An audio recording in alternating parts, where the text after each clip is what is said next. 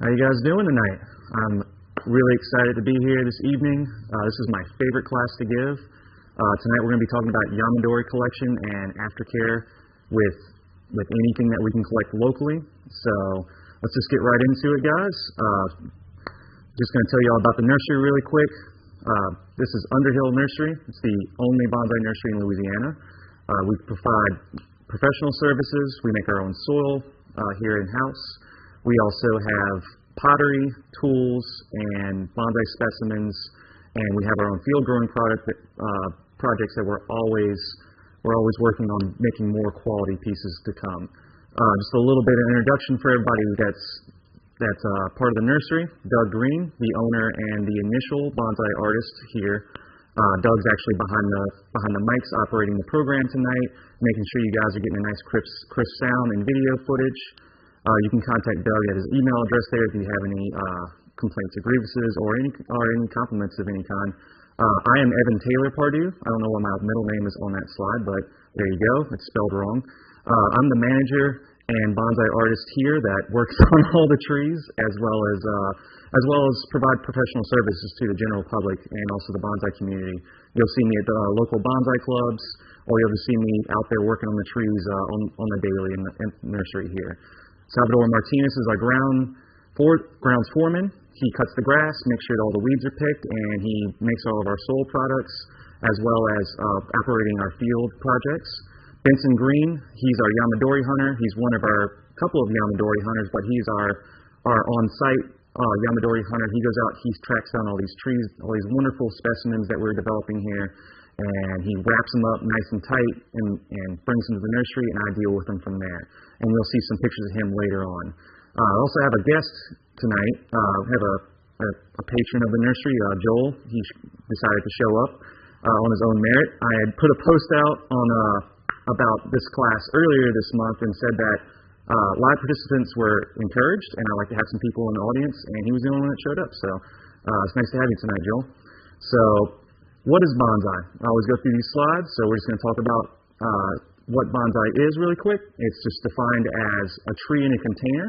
It originated in China, which it would have been originally called Peijing or Penzai, and it showed up around 600 AD, and then would have shown up in Japan in around the 14th century, and that would have been brought over by the monks in their travels, just spreading culture and religion to Japan at that time. And one of those things that came along with it was their small tree plantings. So it has origins in Zen Buddhism from those monks, and it would have only arrived just recently in America in the early 20th century. And so during the events of World War II, there was a lot of Japanese immigrants, Japanese Americans that would have been affected by that, and then the GIs coming back would have started gaining an interest in those kind of Asian and Oriental type things, such as the furniture, the culture, or the gardening styles. And bonsai was one of those things. And it took a while for us to finally get the proper ways to practice bonsai, which John Naka was the first actual Japanese American that would have written the bonsai techniques 1 and 2, and would have given the bonsai Bible to the United States. So why do we practice bonsai? So basically for me, this is kind of like a little list I like to go through. I don't have to sit here and contemplate why I'm doing this every day of my life. I know why, because it takes a lot of artistic appreciation as far as golden mean, as far as the rule of threes, as far as proportions, as far as what species, what kind of textures can you get out of those? Do they flower? Do they fruit? There's all kinds of artistic things that you can apply to this practice. So it doesn't just start from the horticultural interest. The horticultural interest and practices come first before the artistics. But if you really hone in your horticultural practices and you can basically grow anything in a container, and you can move forward growing any kind of style tree or any species that you imagine. Just takes a lot of intent and why are we doing this. The meditative practice is one of the things that kind of came with the Zen Buddhism background in it, so it does give you a freeing moment, kind of gets you away from the hustle and bustle of the busy life of being who we are. So, I mean, in America here, it's very busy. I mean, we're always on the phone. We're always driving somewhere. We're always going to work. And you just want to come home. You want to enjoy yourself. And one of the things that the original reasons why it was practiced in Japan for bonsai practitioners early on is just to bring nature closer to the homestead, just so you don't have to travel very far. You can stay home and enjoy nature from a very short distance in a small container. And, I mean, with skill and acquisition, and learning on this is you'll never stop learning. There's always a big curve in everything that you take up. I recently got to hang out with Mike Lane, and he filled me in on some shohin practices, and now I've got a whole other different spectrum of bonsai I can definitely dive into here. But let's go ahead and just concentrate on tonight's subject, which is Yamadori. This is a really big subject, especially here in the southeast states. We've got so many great plants to select from and so many different things to talk about tonight as far as this pertaining to the region here. So a lot of the stuff I'm going to be talking about this evening does pertain to the southeast states. There are some practices that you can carry over to other regions, but so a lot of the stuff that we collect here is going to be plants that are locally available in Louisiana that are going to be deciduous or evergreen. You're not going to see a lot of conifers. That's a little bit more of an arid environment type thing, a little bit more of a mountainous range. And that's where Yamadori originated. And Yamadori stands for collecting in the mountains. It literally translates straight to that. So I've kind of converted the word a little bit for our purposes here and call it Numadori, which Numa is the swamp part. So Yama is the mountain. And so back whenever they originally would collect these old, twisted, just crazy old junipers hanging off the side of the mountainside, old pine trees, they literally go up on the side of the rock face and just kind of corkscrew them and just kind of squeeze them out of the cracks of the rocks. And that's where the original Yamadoris came from. And now it's kind of a broad term of just collecting for the purposes of using for bonsai later on. And so in the southeast states, Yamadori is going to be mostly in the swamplands and riverbanks and riverbanks is a new addition to that because with hanging out with Benson and Nate Murray, who's another collector around this area, we've hit up a lot of riverbanks, ponds, creeks, wherever the trees may grow. So here's a good list of trees that are very, very good to adapt to our bonsai culture, especially here in the southeast states. Number one, I mean, you gotta love it, the bald cypress, best deciduous conifer in the United States that's locally collected. It's a very flexible tree, very easy to collect. Elms, so American elm, that's a little bit of a larger leaf, but then you go down to my personal favorite, the winged elm, and we also have water elm as a really great candidate. A little harder to find. It's a little bit more of a northern Louisiana collected tree, but we have them growing in the field here, so we'll soon have a whole bunch of them available as well. Cedar elm, that's more of a northern Texas tree, but they do occur as a hybrid down here with the winged elms and the American elm sometimes. Hawthorns is another species that I'm really getting into here. The Parsley Hawthorn I found to be an exceptional Yamadori specimen. The leaf reduction happens just like that with those trees. So look into the Parsley Hawthorns. The green Hawthorns, we have a bunch of them that we've collected the past couple of years, and they seem to be doing pretty good. It's going to be a little bit of a challenging tree to work on, but we'll see what we can do. Oaks, Corgus varieties, it's a very, very understudied, collected tree down here in the southeast states. Ones to look out for would be water, willow oak, laurel oak. Laurel oak is a favorite down in Florida, so why can't we do that here? Sweet gum. So sweet gum is a little bit controversial one, has large leaves, but they do reduce well. And Von Banting does have one in the National Arboretum, so keep those in mind. Collect those in the summer. Yopon holly, American holly, another controversial one, but I mean, it's all about getting that trunk character in Yamadori, so sometimes you'll find some really impressive hollies out there. Durham swamp maple, another large leaf, but reduces fairly well and makes decent looking forests. Also, another Von Banting piece up in National Arboretum is a Drummondii swamp maple forest. Sugar maple is another species that I've been playing around with recently, another northern species. Northern Louisiana, I guess you would say more up to the Carolinas. Huckleberry varieties, we've collected Vaccinium arborum and Martiale. So those are both pretty strong little species. They're fully deciduous, and they fruit, flower, the whole 9 yards, fall color on them are absolutely gorgeous, like blood red. And then some miscellaneous stuff here that would also be really good for experimentation. Muscadines, wild grapes. I have a wild grape in my collection I've had for 7 years. I mean, it's interesting. It works pretty well, and it grows really fast. It's just a little bit of a learning curve on those, and I'm still learning with those. Wisteria, another vining plant, very popular though for bonsai, so it should be a pretty straightforward reason why people would collect them. Witch hazel, this is another little bit more northern up from where we are, but keep an eye out for them. Exquisite fall color on those trees. Hackberry, we need to get some hackberry this year. Thinking about that.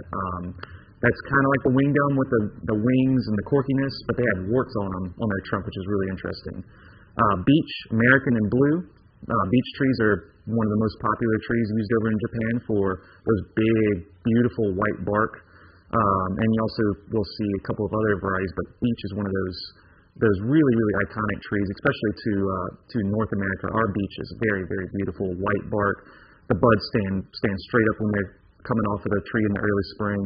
And then, of course, you got the river birch and your paper birch, which, if you want kind of a longer, kind of weepier kind of appearance to almost like an elm form, those are good for that. And then I'll touch on a little bit of urban Yamadori later on, which just literally means if it's in your yard and you see potential, why not? So let's go over the ethics of collecting. This is really, really important, guys. So, and we get you guys all jazzed up about collecting these trees, and you're gonna want to run out there with your shovels and your spades and spoons, whatever you got in your shed, and you're gonna be out there scooping the soil out and cutting the roots. But you need to go over a little list really quick of what we should do and make sure of before we collect, because we don't want to get in trouble. We don't get anybody arrested because of this. There's things that we need to really consider. So always ask for permission first. If you see a property, now this is going to be a private property. If you see really prime collecting real estate on their property, go up the door and knock. I know Nate's probably watching this, or he'll see it later on, but man, that guy can really knock on some doors, cold call, knock on the door, and really get the permission. That's what it takes. If you see a really fine collection of bald cypress, knock on that door. See if they're okay with you digging it out and replacing it. And the one thing that I would really, really stray from, unless you have some kind of good way to talk to someone about this, public properties are really, really off bounds. I'm going to be honest with y'all. And usually those are areas that are going to either pertain to businesses, parks, what be, and you're going to see in the next, just never ever collect from national parks or wildlife reserves. Those trees are there for a reason. I've heard of stories, people going up and seeing these beautiful junipers up in national parks like in the Rocky Mountains and stuff and in Utah, and they're just like, man, only if this wasn't protected, that thing would be gone just in an instant. So, even if you're on the backside, don't even do it. I mean, they're there for a reason. Don't ever collect a plant or tree that you know that is not going to survive. That just basically means if it's an impossible situation, like if you're struggling to get that tree out of the ground, or you look at it and it's sandwiched up against another tree, like it's growing straight out of the root system of a larger tree, and you know that just not enough root's going to come out, just leave it be. It deserves to stay in nature at that point. Or it's too small, leave it be. Don't over collect an area. Leave enough of the trees there that you will get more mother plants, and they'll seed and make more groves of those trees. And so you don't want to ever collect an area where you notice a little sparse of a selected species, especially natives. Here at Underhill, we really encourage planting natives and using natives, but we don't want to extinguish them in the environment. And we also, if you guys collect a whole bunch of trees and you guys want to kind of do a little bit of consignment with us, we do have a Yamadori program that we do here. So if you're local, you can be local up to Texas, Alabama, Florida, Mississippi. Arkansas is a little further away, but we'll work with that. We like the southeast states with the collection stuff. We can grow them here. So if you guys want to bring them in, we ask that all the trees that are collected meet all the requirements that I just stated, though, and that we get some kind of signed permission, so that you don't bring a tree to us and then I get a phone call later down the line and say, hey, there's a tree smuggling ring down here. We need to talk about this. So I don't need any of that going on. So let's just break down the basics of collecting as far as the tools. So when I go out into the woods and the swamps or wherever I need be, I make sure that I at least carry these listed few basics. Loppers. I know it's a little bit of a loose terminology for what this tool is, but it's just a hedge cutting tool. Nice long handle. So this tool would be used for going out and taking the trunk off of a tree like this over here, and just cutting it down, cutting it to the proper height so you can work with it easier. Or once you got it out of the ground, you can get it to an appropriate height to carry it out. Also, this clears brush pretty well, and a good machete, clearing brush. So, what's next? 1 minute. What's next on the list? I can't see it. Oh, I'm sorry. Yeah, I see it. I'm a doofus. So the pruning shears, that's going to be something like this right here, these friskers. So these are very common. You can find these just about anywhere. If you don't want to lob off a huge branch, these are still really useful for going and getting through and taking off finer branches that might get in the way. I find these and the loppers to be the most useful tools you can bring out there, because you want to get down and look at the base and work on the base of the trees, and you don't want all those little branches in your face when you're trying to work. Another really great tool in combination with this tool is going to be the short spade, and Vincent calls this his pick. I'm not entirely sure what the exact name of this tool is, but it looks like some kind of root pick is what he's called it in the past. And I mean, when you're going to see in the slideshow of Vincent's collecting process, he trenches out with this tool, and then this helps him clear away little bitty roots that are growing around by adjacent trees or whatnot. He literally scoops this with a nice sharp edge. But this is extremely handy tool here. And then for your larger trees, I mean, and you can tackle the small ones with these tools, but when we get into the larger ones, we're going to be looking at, I don't have a come along or a ratchet with me, but I do have the saws. So the come along and the ratchet is just so that you can get some anchorage, and we can talk more about that later. But if we're talking big trees, we're talking about when you get into the bald cypresses with bases up to a foot in diameter, and there's some of you guys want to go out there and do that. More power to you. Make sure you bring something a little more heavy duty. When me and Vincent rock the Yamadori collecting, we usually bring a corded sawzall, just because we're going to run off a generator. We're going to be out there for a while. We're going to be cutting some big trees. Now a battery, like a battery operated one of these, is going to last you a good while, but I mean, I've only got about a good 30 minutes to 40 minutes out of one of those, because I mean, it's a lot of wear on these tools. And this tool right here is your best friend for those big trees, because when the branches get too big for the regular pruning shears, when you're cutting something up to 3 to 4 inches off of that tree, this is really going to come in handy. Because also, when you come down into the soil line and you're cutting really thick roots, you can also get a longer version of this tool. I love this tool. Get a longer version of this tool and really get down there and cut around in the circle around those radial roots. And we'll be looking more into that in just a moment. And make sure that once you get the tree popped out of the ground, that you always have something to wrap it in. So what we use here is we use this just regular old cellophane wrap. I mean, you can buy this in just big giant rolls. Usually, I mean, Benson's been using this. They usually start out pretty large. And sometimes you'll get the little handle that attaches on there so you can roll it up. But it looks like he's giving up on the handle and just throwing it away, because they slip out a lot.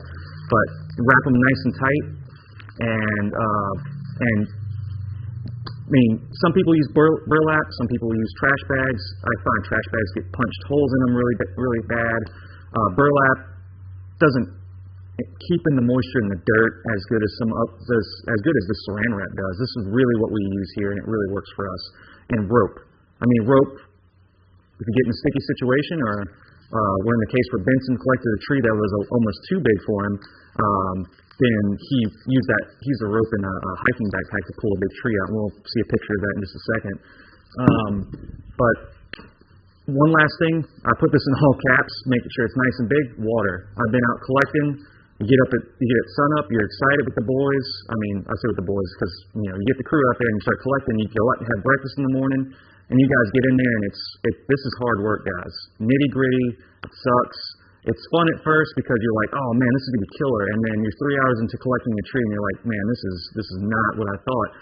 Just bring some water with you. Like always prepare. Have your containers that you're gonna put your trees into. Make sure that when you scout it beforehand, which is something that's really recommended. We'll talk about in a second. But if you scout out and know exactly what you're going to collect, then you can get the containers prepped. And so you're not struggling at home and you're exhausted at the end of the day to put them in containers. When it comes to larger trees, if you overshoot, some people do. Some people get overexcited, collect the big ones. You're like, oops. And you get home, you don't have a pot big enough. Always have some spare lumber. Have big old 2x4 sheets of plywood ready to go. If you're really serious about getting a bigger tree, then just so you can cut it to size and punch the holes in it however you need to.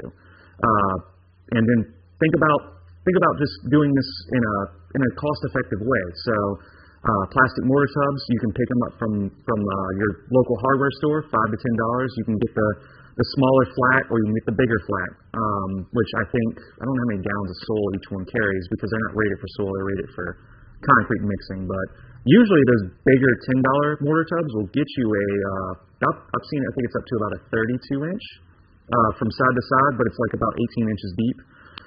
Bus tubs, this is a new thing that we're kind of experimenting with. Bus tub is literally something you get from like ALAC, which is a local restaurant store. It's like stuff that you use at a restaurant and rinse down the silverware and stuff in the tub, and they throw it in the dishwasher. It's a perfect little tub for small trees, and sometimes they got a bunch of holes punched in the bottom for you already. So there's a lot of aeration naturally there. And they're not punched in, they're more actually in the bottom.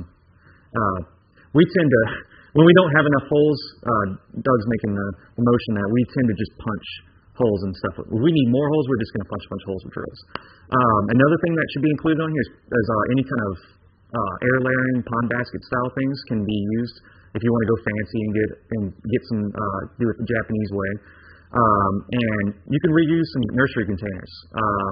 Like it says, nearly free, because depending on what grade of plastic you get, the containers that we have, these are pretty solid, but I have seen them fall and crack, and they do get weather worn. But I mean, if you take care of your containers, you can use them multiple times. So I mean, be that like I have a note on there saying, like, back when I first started doing this, I mean, I collected a tree in a dresser drawer, literally. I had nothing else sitting around. I worked at a restaurant.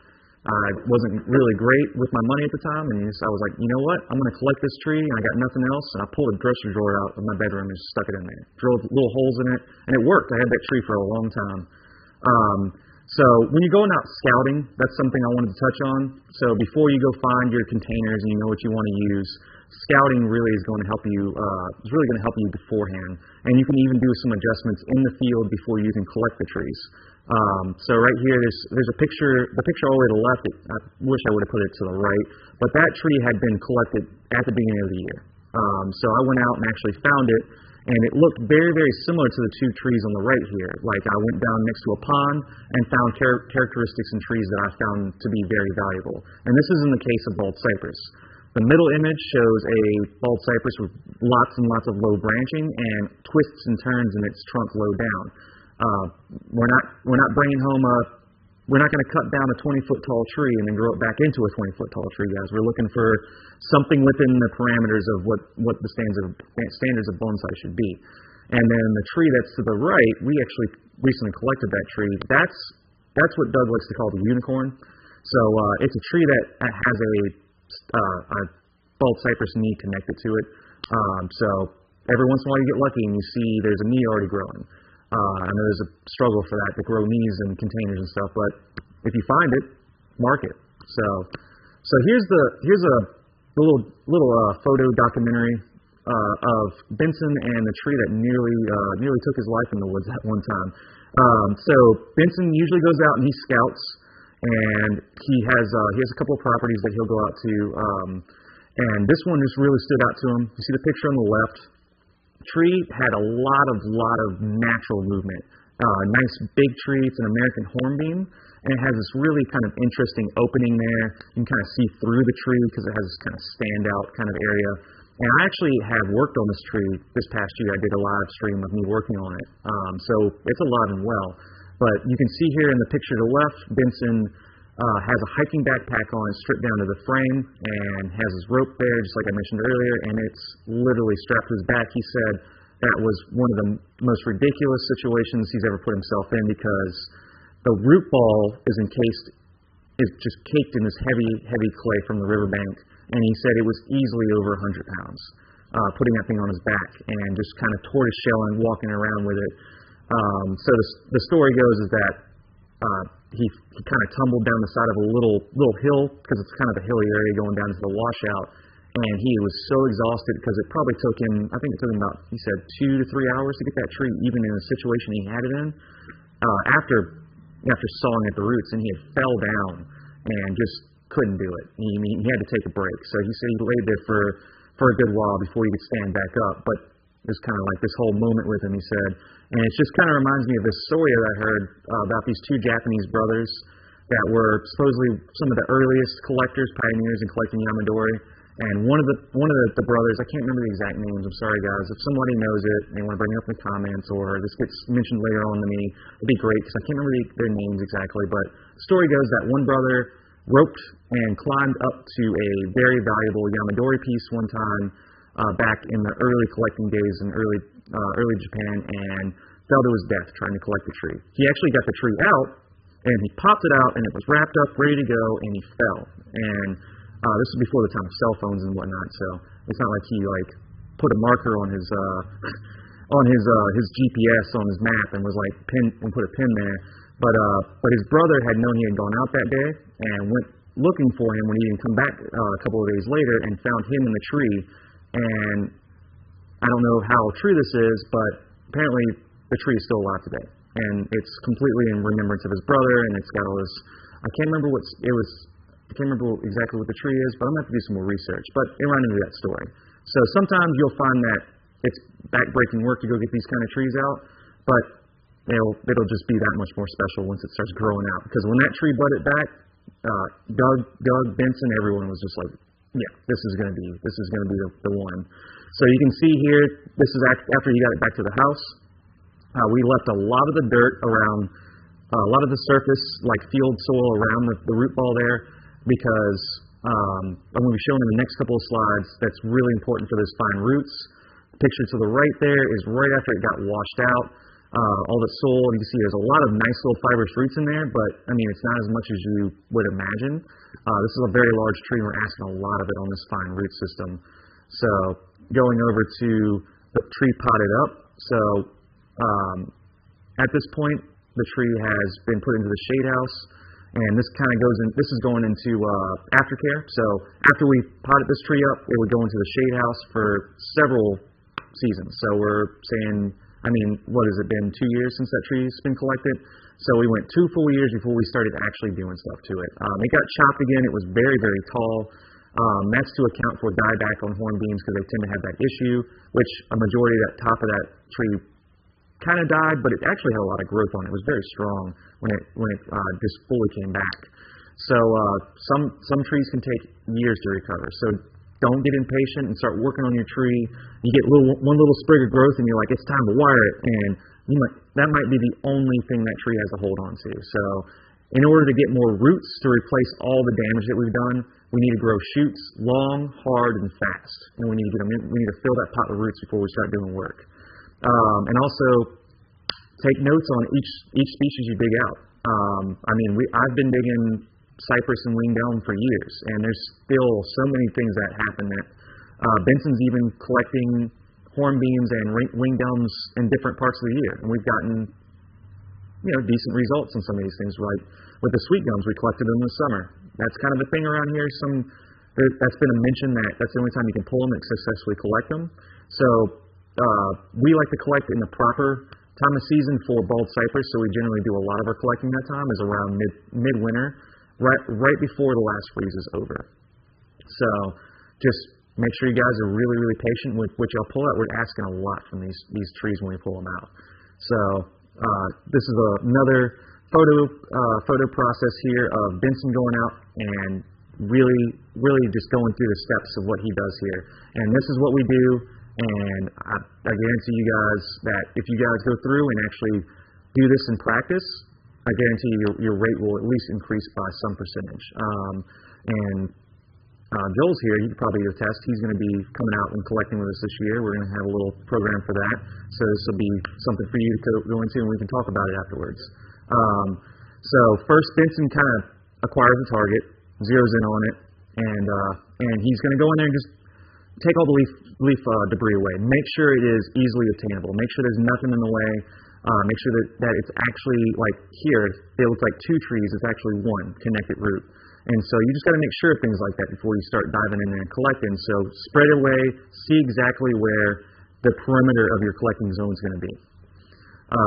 This is Benson demonstrating that usually his best way to look at this when he's collecting is he kind of measures the length of the diameter of the trunk, and then he'll measure over to the side of the tree to kind of give him an idea of how far over should he actually cut for that, because that's going to account for any root spread right underneath the soil line, and then it's also going to give him kind of an area to start marking the ground.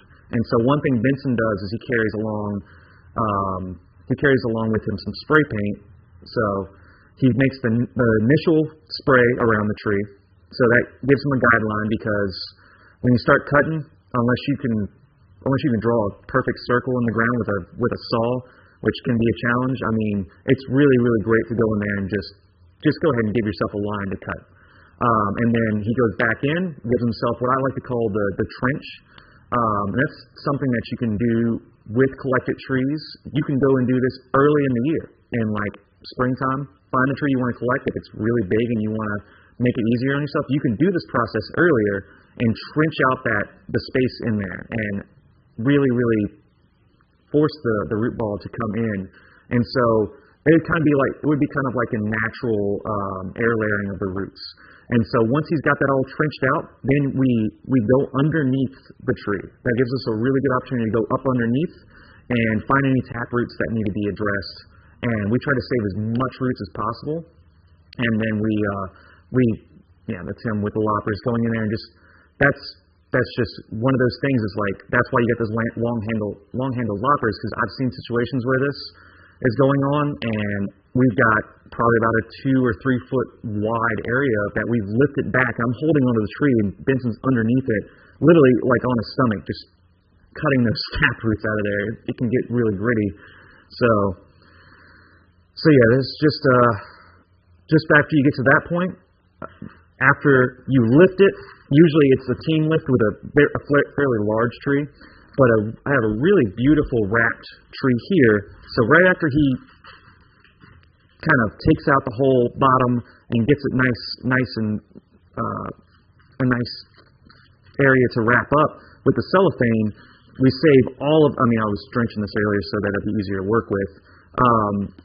We wrap up the root ball nice and tight so that none of that field soil travels, because we want to do as little damage to the finer roots. As far as transportation, we want to keep them nice and wet.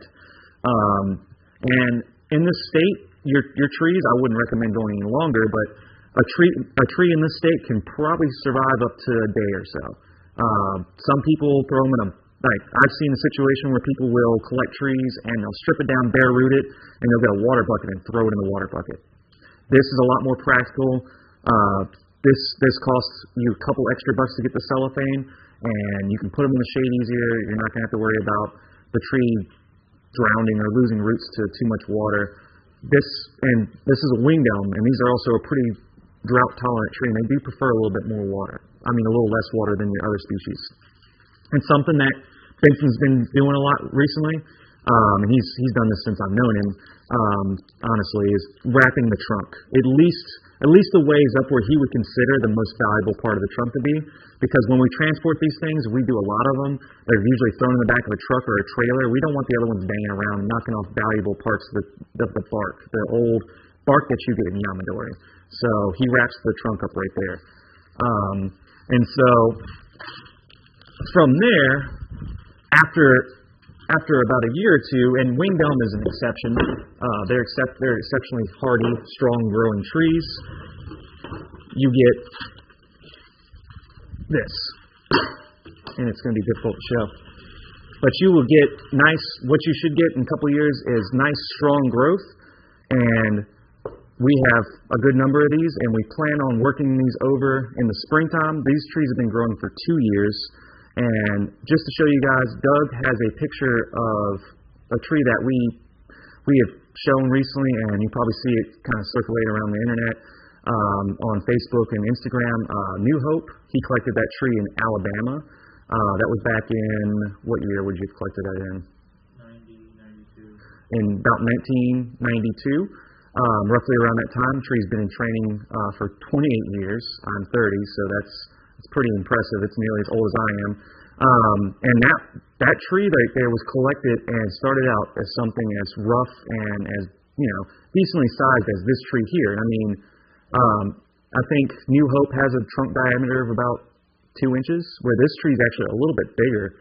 But that's just the process of it, of going from the ground to the pot to the tree. And I mean, this tree's been, New Hope's been in refinement for a while. This tree is just about ready to be worked on in the spring. So and winged elms are semi-deciduous, so we got another couple of fall leaves. New Hope, Doug likes to mention this about New Hope, is that he believes that trees remember where they came from. And so that tree is actually right there in fall color. It's gorgeous. And then a week later, it has no leaves. So, but this tree right here was collected 2 years ago, and it's super strong and has a lot of green leaves on it still. So, but I mean, I see all kinds of opportunities on this tree. You can already see there's low branching. There's branches coming right out where we chopped it. So this is just a killer species. This is the reason why it's my favorite species, guys. So, do I have any questions in the chat?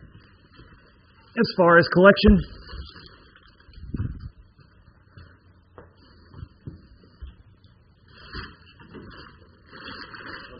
other than what? Other than Joel. So Joel, if you want to, Josh is kind of in there. Is Josh saying some stuff? It's very. Woohoo at the cutting stuff. He likes the tools. Yeah. I probably gave Josh all the tools necessary that he needs. He comes up here pretty regularly. He's a huge fan of the winged elms as well. He bought a winged elm from us a little while ago, and he loves that tree. He sends me pictures of it every couple of weeks. The process is a really fun one whenever you get a strong tree like that. So if you want to come up here, Joel, I'll need your assistance. And also, did you have any? You come up now. Do you have any questions or anything? Or not right now. This is Joel Jenkins. You're on. No, I am. Cool. He's Baton Rouge. Yep. Obviously, resident. Yep, that's right. Baton Rouge. I mean, that's where you were. Born and raised. Born and raised. Awesome. Do you have any Yamadori experiences? Just a little bit from around the house. Yeah. Behind my house, I got some woods. Okay. So collected last year, just a few. So yeah. So that's what we mean by like an urban Yamadori there. So, sure. And if you got it and you know it's your property, it's mine. Yeah. Why not? It's yours. Yep. So basically, what we're going to do here is I'm going to go in and kind of clean these up. And while I'm working with the roots, I just want you to hold the tree steady so nothing goes wrong. Cool. So we're going to work on this bigger guy first. And then, you mean to lock on this side? It doesn't lock at all. Okay, that's cool. going to be one of your. And if you can, bring the stand back closer to the. Sure. Yeah.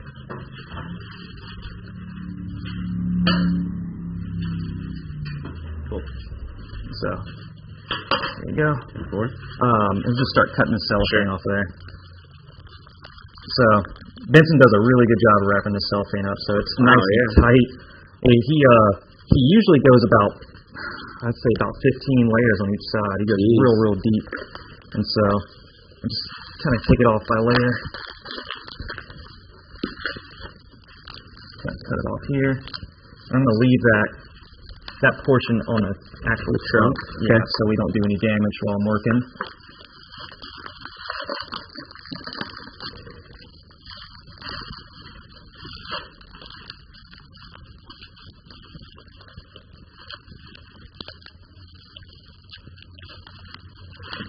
Oh yeah, we got a big one. I think the flare on this thing's gonna be huge. Cool.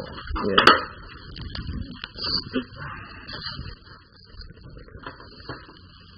So, with all this field soil in here, we're gonna make a huge mess. It's not visible from the camera, but we got a tarp on the ground, ready to get dirty in here. So make sure, like another thing too, is that when you get all this field soil out of here, you're gonna probably have piles of it sitting around. Do this in an area where you don't mind getting dirty with it. Yeah, that root's getting the issues right there. Okay, there we go.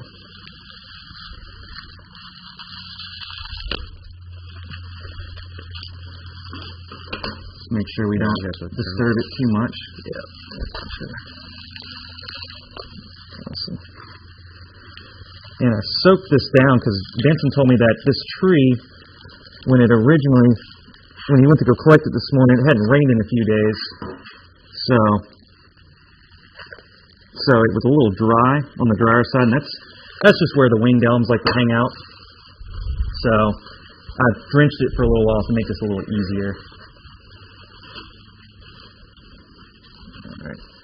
So I'm just going to kind of hold this root ball together and kind of get that out of there. Oh, it's nice and sloppy. Oh, I went in my eye a little bit. That's exactly what's supposed to happen. Okay.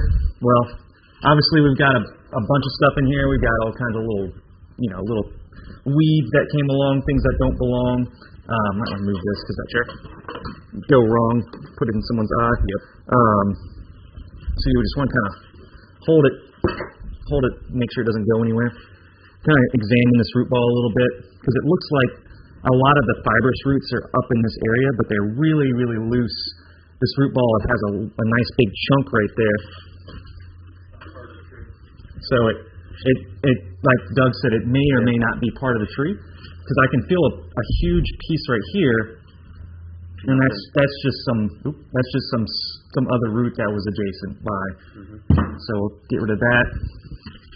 And I want to make sure I support this root system. So if I let it just fall away, then it could just rip all these, like Velcro, rip all these roots right off that might just be right underneath the soil surface.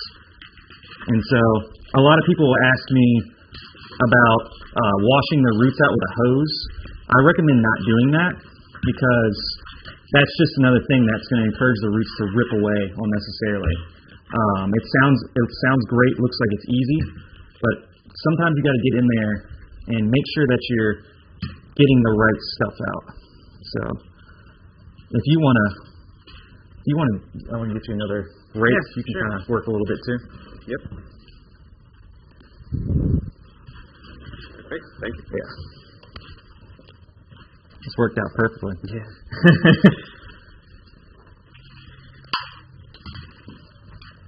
Yeah, I'm going to try to push most of it in the front. Yeah. And it looks like the further we go down with this thing, so I'm seeing a couple of issues right off the bat with this tree, but that's why I'm doing this live for y'all so y'all can see what you can really run into with this. I see why Benson collected this tree because it has a couple of roots up top that are nice and radial, but we have this flare that kind of just continues to go down underneath. So hopefully we got some more radial roots on the back side of it here. Got a lot of extra roots just falling away. And this is some really, really juicy clay back here. I mean, that's the good stuff. That's what the trees penetrate to get down and find that water table right underneath.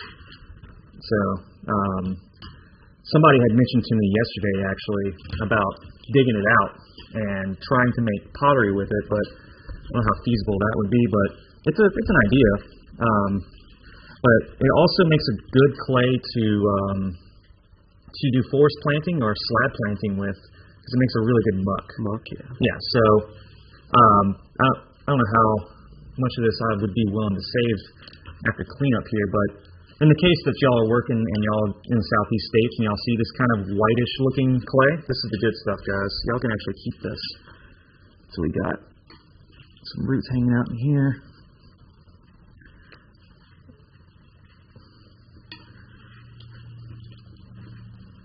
I'm going to turn it up a little bit. Let's see. I want us to kind of support the, make sure it doesn't come apart. Let's see if it'll. All right. I can hold that. Yeah, kind of. Yeah.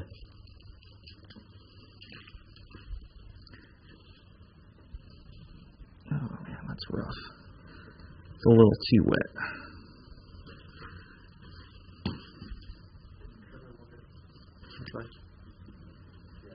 Yeah, that's the shot. Yep. Just gonna try to tease it out.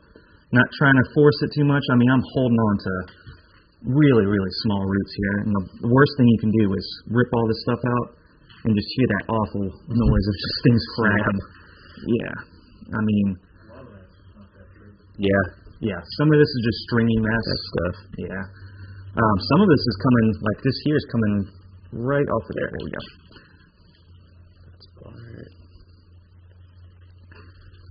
Okay. That heavy, just milky white clay just plopping on the ground. Okay. Let's see. Looks like, okay. So, this looks like we need to work on it a little bit more.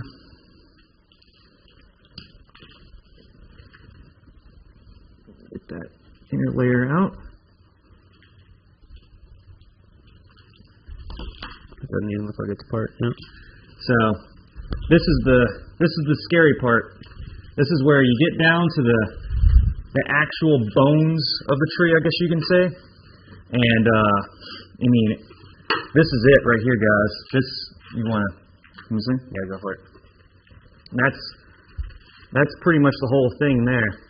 So we do have a nice radial of roots right here. We've got roots all the way around the tree, which is lovely. But the one thing that we have an issue with here is this really awkward, really gigantic root that's popping out to the side. So in favor of keeping these roots up here, and some of these roots, there's not a lot of fibrous roots on them, but there's just enough to encourage to kind of do like a back budding. And I mean, we could make this bigger, meatier root stick around, but honestly, we'll be struggling with how gigantic this root off to the side right here is. That's just not necessary. Yeah.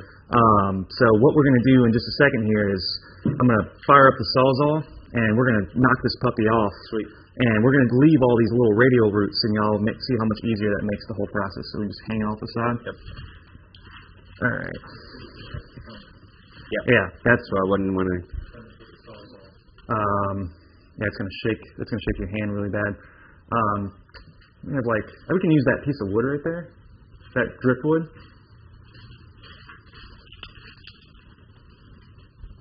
So here, let me wash my hands off real quick, and Doug will get you set up.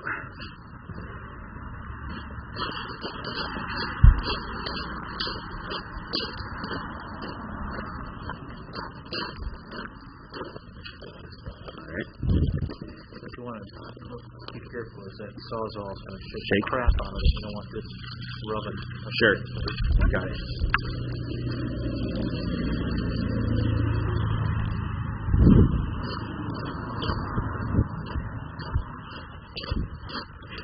Great. Is my mic still hot? You got it on mute? Okay. Yeah, one thing I wanted to note, this probably looks a little problematic because of how little roots are on this. This is a deciduous tree. Do not do this to a conifer. Most of the time, for people who collect conifers, it's going to be a thing of keeping as much field soil on there as you can and slowly introducing bonsai soil media in there later on. Whereas with our deciduous trees, especially in the southeast states, we can do this kind of operation on them. And all these elms, all these winged elms, and all these bald cypresses and parsleys and everything we've got here, Parsley Hawthorns, they all went through the same exact process. And just depends on how hard the ground is around them that they come out like this. So basically, I'm gonna put the saw right up against the trunk. Okay, perfect. So I can minimize the shake. Yep. All right. Yep.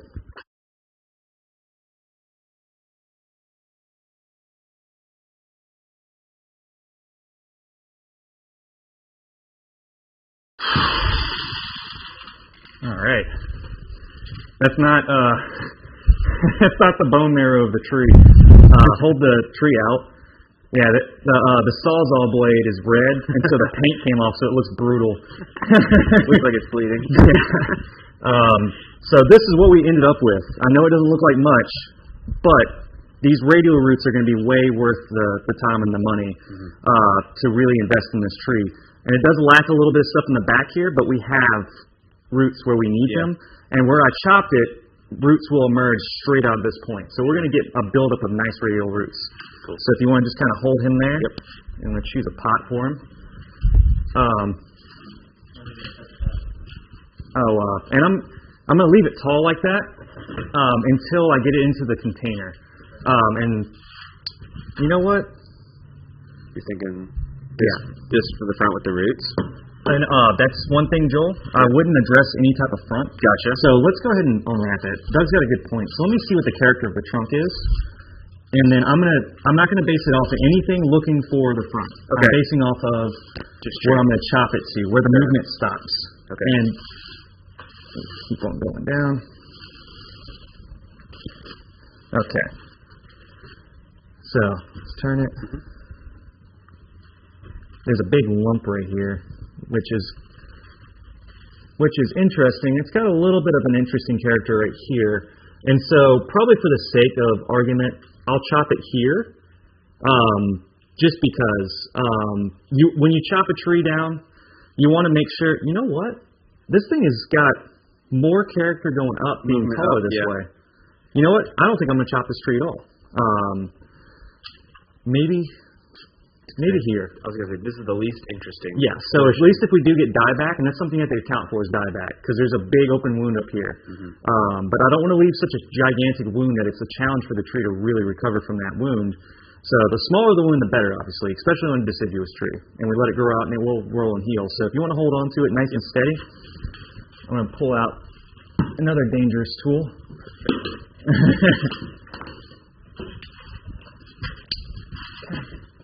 And I go in with the handsaw for this one, guys, because I don't want to tear the tissue up here too much. The Sawzall has already done its work on the roots.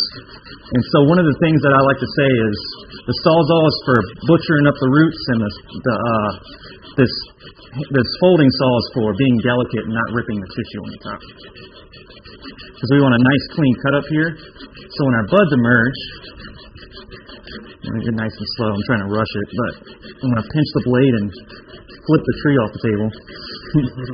And when I'm starting to get to the end, I'm going to slow down so I make sure I get that cut nice and precision and I don't rip it.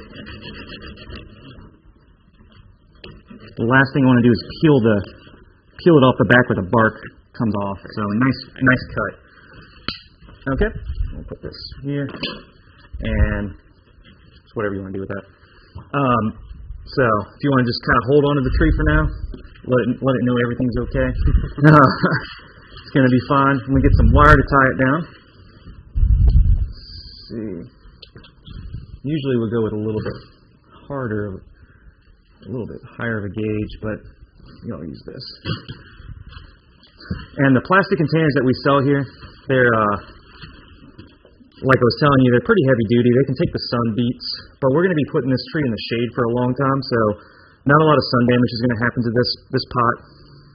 And the holes are kind of in the feet on here.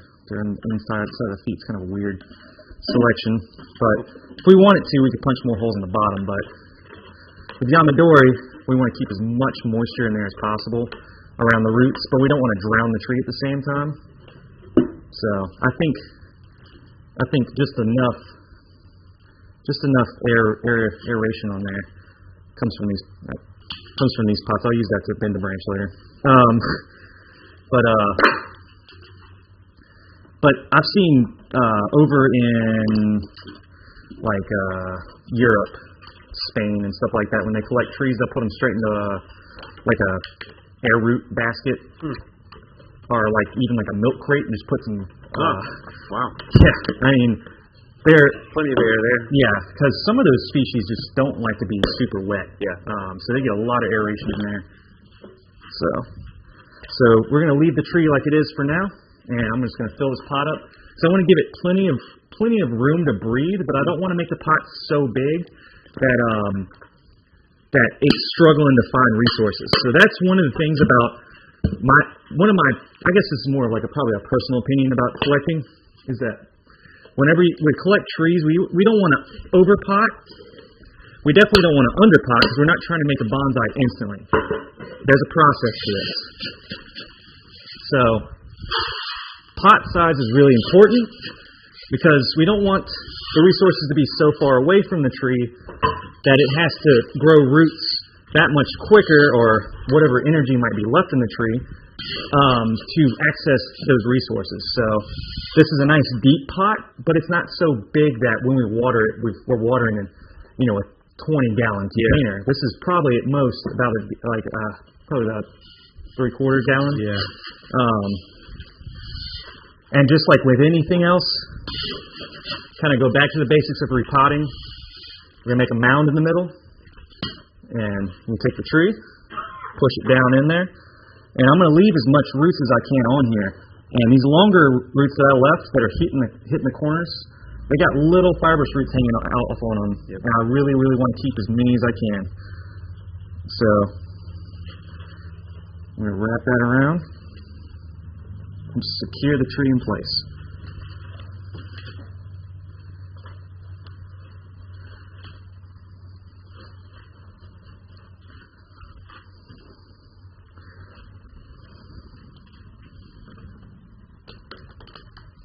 And going with this here, we're not going to try to strap the tree down so tight that, like we're putting it into its show container. We're going to do it kind of nice and loose, but also firm so that the soil components pack down. And at the nursery, since we're a nursery and we have our soil, we generally go straight into our soil. So that's why you're seeing me put it straight into bonsai soil. It's not because I'm trying to get to bonsai faster. It's just more practical for us as in the nursery trade. So it's already... Yeah, it's pretty firmed up. Yeah. And that's the way that the soil... That's another reason why we like using our soil, too, is because it interlocks really well. It's not like potting soil where it's going to be squishy. Exactly. Yeah. And so when you've collected your trees, what kind of mediums have you used? It was a fall cypress, and so I put it in water with lava rock and some just muck, basically. Okay. It was next to a body of water, so you wanted kind of... I was trying to replicate it as much as I could. Yeah, and that's good. And some people like to dunk the cypresses when they first collect them because they figure that's what it wants. Sure. But the more air that gets to those really weak, tiny roots, the better. It can breathe, yeah. I had a couple of bald cypresses that I posted recently on social media, and I mean like, they haven't been dunked in water, and they've had a lot more roots taken off than this thing. Yeah. Some of them didn't even have fibrous roots at all. And I mean, they started out in the container, and it was level like this, and they were bulging up above the surface. Wow. Like how many? They built that much roots. Oh, yeah. Yeah. So I know this is not a typical repot where there's like a lot of soil spaces in there, but there's a huge blank spot underneath the trunk. I made that mound to kind of prevent that a little bit more, but just in case there's a spot under a fibrous root, and I don't want to poke really hard here. I'm not trying to rip anything apart, but I just want to make sure it's nice and compact. Just knock the soil around underneath to make sure that there's no air pockets, because that's the last thing a tree wants when it comes out of this situation. And can't grow roots in the air, right? Well, here's the thing: is that it wants particles close enough to the roots to give available moisture, but you also need air to exist in that environment. All right. But if there's a huge air pocket around those roots, then they're susceptible to just a little bugs can get in there. You're just going to have a field day with it. Yeah. But yeah, I usually go over the nabari like this, just so we don't get any sunburn on those weak roots. These roots were recently buried under the soil, and over time, as this tree recovers, it's going to push up out of that soil and give us more roots to work with, and possibly a better nabari in the future. Cool. We're not going to worry about anything goofy about, like, not goofy, but we're not going to be thinking silly, like too far in the head and be like, oh, now I'm going to do some root grafts next year. One step at a time. Just let it do recover and grow. This might take a year. This might take 2 years. And that's why I say collect a bunch so that you know what successes and failures you're going to have. Yep. So, have any questions about what just happened there? Do you have any questions what just happened there? No, it's pretty good. Yeah. Okay, pretty solid. Yeah. I was checking the chat to see if anyone had any questions or comments about what we did there. What's the general rule of thumb as to when to collect? Okay, so that is a huge question for different species. It's very okay. Okay. I'm sorry. So the question was: is there a general rule of thumb that you can stay in the frame if you want about collecting species in particular times of the year? So it is a very species-specific question. So for bald cypress, my opinion for best practice on that, and some people have collected out of this year, and all the way around it. I usually do what I call midwinter. And midwinter in Louisiana is very, very frigid. It's when the temperatures at night are constantly below 40. So I know Louisiana is weird. I know everywhere around us is kind of weird, very tropical, except for when you hit the tip of Florida, then it's a different world. But here, generally, when it's 40 degrees at night, and it's consistently 40 degrees, and has been 40 degrees for at least 30 to 40 days, that's when the trees have reached true dormancy, and they are going to be prime time collecting. The one thing that you're going to have to watch out for is frosts. So I usually do it what I've been saying as right before last frost, because that's usually the best time. Also, if you really, really want to catch it on, like I've had these days happen once in my entire collecting career. It rained the entire week and then stopped 2 days before, and then I collected that next day. Beautiful collecting environment because the soil's not compact. It's nice and loose, but it's not so wet that it's slop, and you're not sinking in your boots. But I mean, it depends where you're collecting at too. As far as other species, elms are good to collect at this time of year. Benson pulled these out today, and I mean, technically we're in early winter right now, but these winged elms have gone into their dormancy starts a little earlier than other trees. So usually collecting the dormancy is pretty good. It's just the closer you can get to bud break is the better. And there's certain species, like I mentioned earlier, like the sweet gum. For some reason, the success rate on those is summer. Why? Not really sure. Another thing too is water elms. So the water elm thing is that you go to Lake Catahoula in Louisiana and you collect in the summer. That's because that's when the water goes down. You don't have to collect them that time of year. It's just the only time you really got it. If you collect out a season and there's leaves on it, this is something that I've heard really under great recommendation from Randy Bennett of the New Orleans Club, is get you some wilt proof and spray those leaves down. It helps the leaves stick on, so the tree's not just only suffering from the roots, and it's also the fact that it's not also transferring from the leaves, because that's where all of that water loss is going to be in the leaves, and that's why they go in the fall, so they can retract the nutrients, the nitrogen that they really want to store in the roots. Also, they're protecting themselves from that water content that's in that leaf. You can go wash your hands outside if you need to, man. We're going to get into another one just here in a second, but it's up to you. Was there any other questions, comments? Okay. So me and Joel are going to, what was that? Do it again. Me and Joel are going to dive back into a smaller one this time, and I'm going to let Joel do this one. All right. See if he's retained anything being here in person. I've learned. So you just collected this tree out of the that's right, out of the riverbank. Here, you can use all this. All right. Let's see is that gonna hurt anything if I use these? No. Just make sure you're skimming the roots, the surface. Yeah, and just cutting through. Let's see.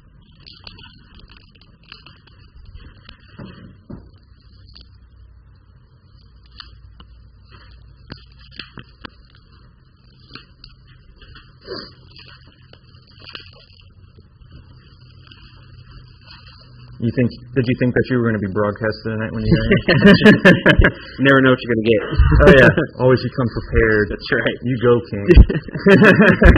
That's right. I've been waiting to say that. So I'm going to take off all Oh, perfect. I like your technique. Yeah, you like it? Yeah, that's a lot better than mine. I was trying to think if I could.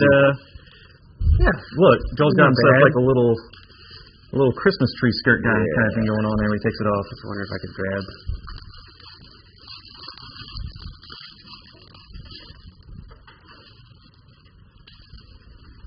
All right, now let's see what's underneath. Yeah, I'm going to support the root ball. Pick this up. And this one looks brutal. This looks like it's going to be nice and wet. A botch operation. I don't know, because I got this enormous root right here coming out to the front like that. And you can just see it where it was cut. That's a little unfortunate, and it's wiggling. Yeah. But I do see some roots up here, so. Okay. There you go. Perfect. Thank you. Yeah, I don't want to get that muddy.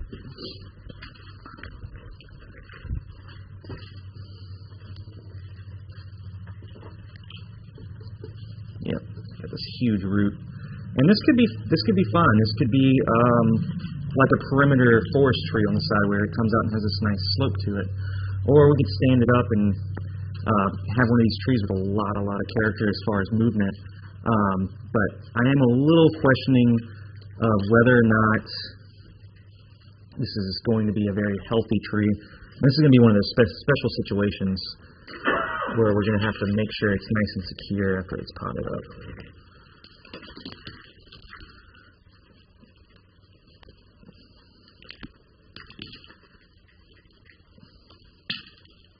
Lovely.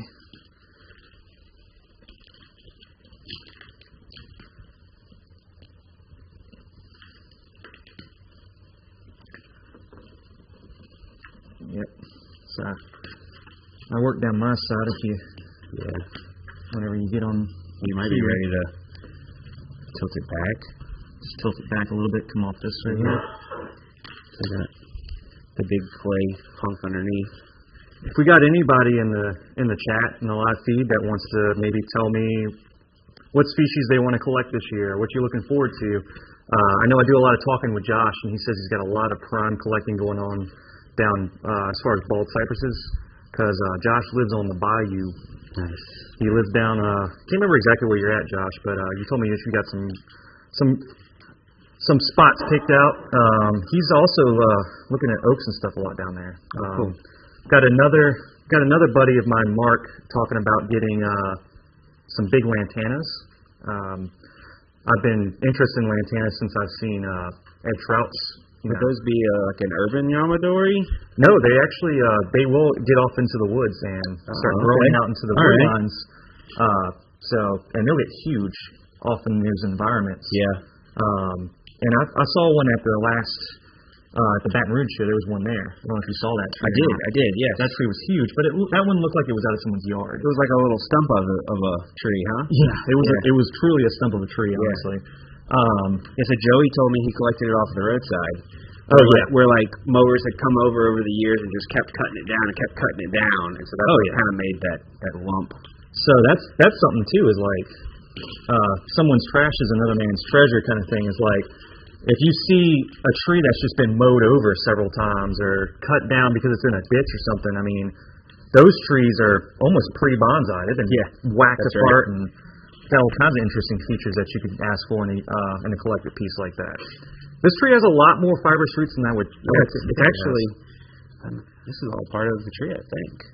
That's a really good thing because I was scared for a second there. So this one's actually going to come out really interesting. I don't know if I would hold on to a lot of that, but I mean it's going to be what Doug likes to say when he's styling his trees is what the tree gives you is what you tend to lean on and develop that more because it's obviously going to be what the tree's destiny as far as that goes, as far as its development. I'm starting to get into root grafting and thread grafting stuff and thinking about that so I can kind of force those things that it doesn't want to do, but you know. What does the root do? It looks like it wraps around. Yeah, so. Oh, wow. You can get a blasting on that. So this root, I'm going to support this, pull it around here. I'll hit you in the face. No, you're good. So yeah, this root actually comes all the way down here, curves under itself, almost like kind of like a snail kind of shell kind of thing, wrapping back around. And this root pokes back underneath the surface here, underneath the soil line. And this is probably because, if I was willing to bet, it looks like the way that Benson cut this tree, I was willing to bet that this tree probably came off the side of an adjacent tree. It grew like that. And it was probably next to one of these guys. He probably struck this one out. Yeah. As soon as he dug one, he probably saw it as an opportunity to just get the other one out of there. But this one, you guys can see, this one's a little better off than that bigger one. And one of the reasons for that being is that, I mean, this is just some soil, some ecology on trees here, is going to be, when they're in a really dense area and they first strike from seed and they start growing, their roots, of course, are always going to start closer to the trunk. They're not going to be as robust and as strong as you would see on a bigger tree with a more pronounced root base on it. And so when you dig these younger trees like this with interest in them, you can get lucky like this, and they'll still have retained a lot of their youthful roots before that big taproot at the bottom here really started reaching. And this one reached a good bit. We got some really weird, gigantic, kind of almost like straight spoke wheel type roots sticking out the sides of this thing. But there's nothing the Sawzall can't fix. So, I think we're almost home. Almost there. Okay. Yeah, pretty much there. Yeah. That's a little lucky guy right there. He's got a lot of his stuff going on. So yeah, just like me and Joel were just talking about up against the black here. Might even look. Can you pull that whiteboard up? Yep. That might give us a good contrast too. So yeah, up against that whiteboard, you can definitely see it. You want to scoot that tree a little bit? Yep. Just bring it over to the other side of the room.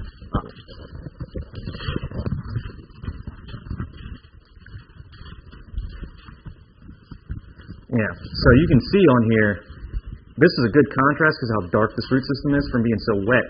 Look at all those really nice roots. We couldn't ask for a better root system, honestly. And it doesn't seem like a whole lot because it's not dense, but we've got a lot of opportunities for back budding on roots and growing good roots.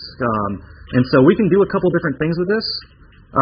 We could plant it like that and get some really cool angle change out of it. We could plant it like this and make it look like, this is the tree coming out, and then it comes up. So you have this almost serpent-like back on it. Or we could even, it might be a little crazy, but try to do kind of plant it at a severe angle like that, and try to do a cascade thing out of it later on. But that would be asking a lot of this tree right now. So just with how much we can change the angle on that so easily, and planting angles subject to change several times over this tree's life. So I think, as far as where the tree should be chopped, myself personally, is I want to get rid of these really coarse roots. Yeah, in that bend. In that weird bend down here, because there's also increasing your depth of the roots, right? Yeah. So I'll be able to actually. So that's a good point. Joel's talking about if you get this into a pot and you start relying on these roots up here, then you'll never be able to repot it into anything shallower than this, of this level, because of how thick and dense this is. You'll be fighting this, and you might as well go back there and just do it again, reset. I like to call it a root reset. You just go in there and just have to chop all back hard again. And so when I chop this root, I'm going to attempt to cut it at it's kind of hard to show you. I'm going to try to cut it at an angle like this, so underneath. Okay. So when I chop it, what I'm showing Joel is when I chop it, I'm going to chop it at a angle coming downwards like this, because when those new roots come out, they're going to still come out like this and flare out, because it's such a unique angle on this tree. Sure. So let me get that piece of driftwood back. It's behind you.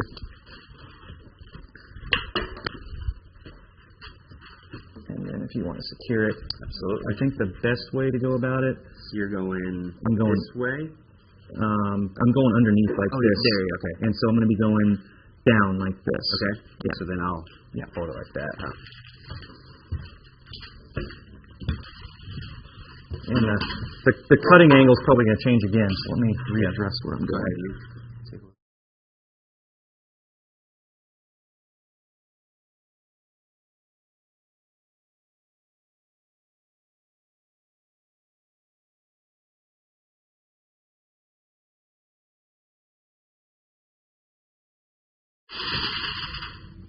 Perfect. Okay. And that That's a good little tree right there. I cut that angle. You want to turn it towards me a little bit, Joel? I cut that angle so that we could get that nice curve, and then the new roots will emerge straight out of that kind of chop right there. So we can get this nice, just get a little further, so we can get this nice curve like that. So let me get a smaller container because the pot that I had prepped for it was too big.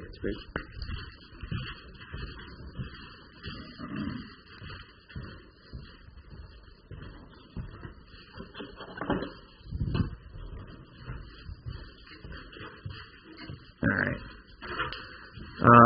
Let's see. We started at 5, and now it's 6. I'm trying to. An hour and 16. Wow. That was one of my quickest yet. There you go. When I first started this out, it was kind of. I'm looking for wire screen. It was kind of a grueling session. I know that, but getting through those PowerPoints is probably the bigger of the things that we had to do. So now we're actually getting to work here. And when you get... Ooh, buttonwood. Man, I wish I could get some buttonwood around here. I mean, those are some gnarly trees. And usually, Doug just basically said it bluntly, you got to go to Florida. That's the only place you can really get them, man. They grow. Do they grow here? They will grow here. They will grow here. Yeah. Okay. I know. I've been to Dawn Tedding's house. Yeah. And she's got some awesome buttonwoods. Okay. Really cool. Doug's got 2 buttonwoods in his personal collection that do really well. But yeah. So they're very collectible down in Florida, where they kind of grow in this weird, really sandy area, like right on the shore, and where the wind whips them out and they get all dried out and they get too cold sometimes, so they get that gnarly deadwood. Yeah, you go ahead and make those. Okay. Perfect. And you can prep this whole pot if you want while I talk about the buttonwoods. Go for it. And so, yeah, the buttonwood grows in this really neat sandy area, and you can only find it really down in Florida. I don't know where else they're indigenous to. That's the only place I've ever heard them collected. And Mary Madison is really the one to look to for buttonwood collection. I mean, she's literally called the buttonwood queen. She's had a long history of collecting just the most amazing trees. Some of those trees have ended up in the national, actually several times in the national show up in Rochester. I've seen some in the Artesian's Cup. I saw a really amazing Mary Madison in that book. And I mean, she's really the one to look to for the inspiration on it. But I know other people go out there and get them. They can be field grown down in Florida, like where the Weigerts are operating. They have a lot of cuttings that they propagate. I'm sure they do a lot of cutting. They can probably do some ground growing over there. I'm not sure entirely. I need to ask Mike a whole lot about their buttonwood thing, but they do have a good source of buttonwood as well.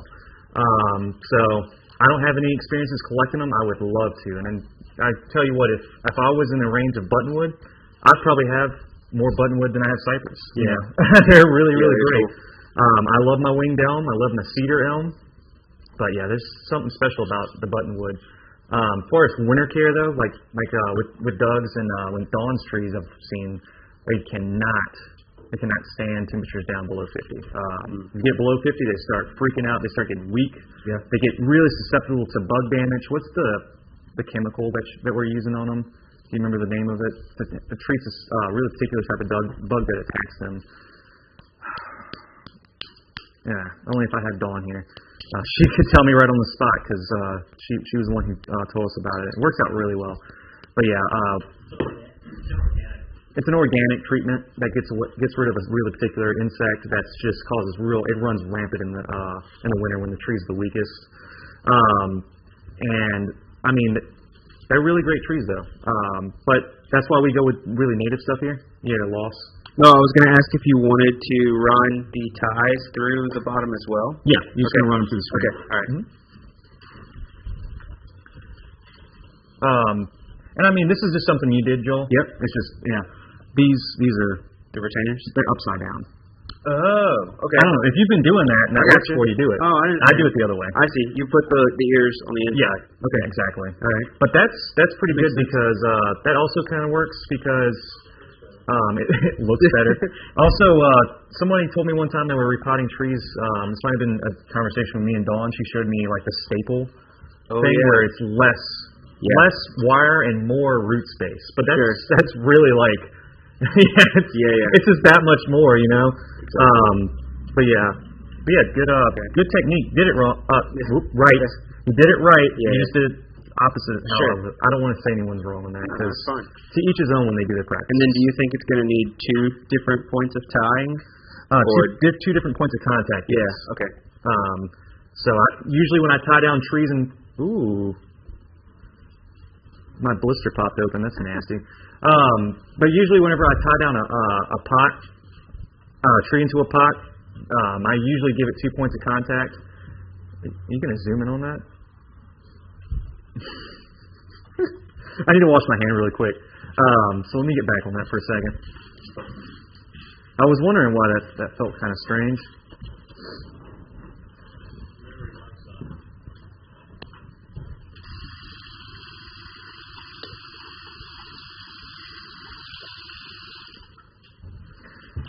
So the other day we were I think that was last week on Thursday. We did that building. We did that new carport outside building to do a lot of this work that we're being discussing inside right now. With we can do it out there easier.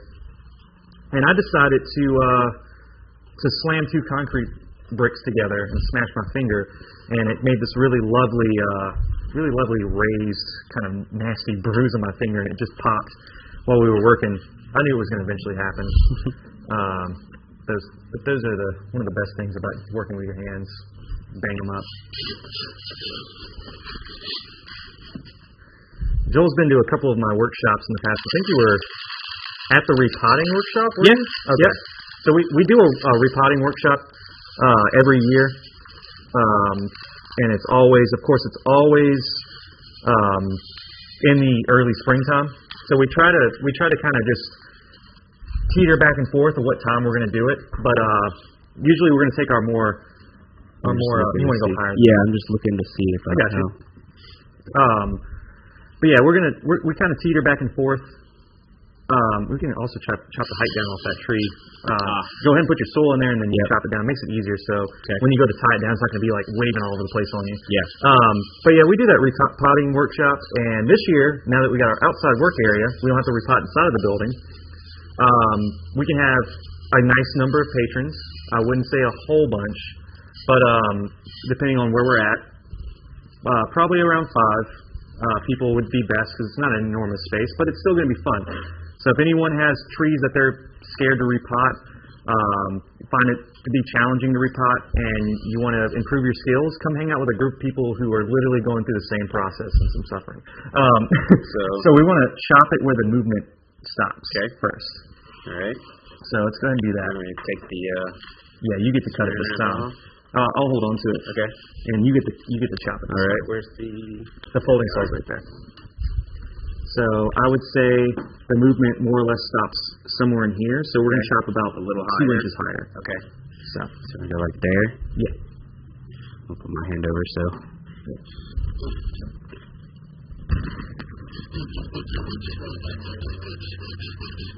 You find a waiver before you get in here. Absolutely. Nice and slow when you get to this other spot, so that you don't rip that bark. There you go. Slow down. You need nice long strokes.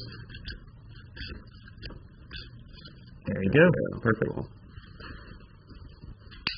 So yeah, the bark kind of came out a little bit, but it's okay.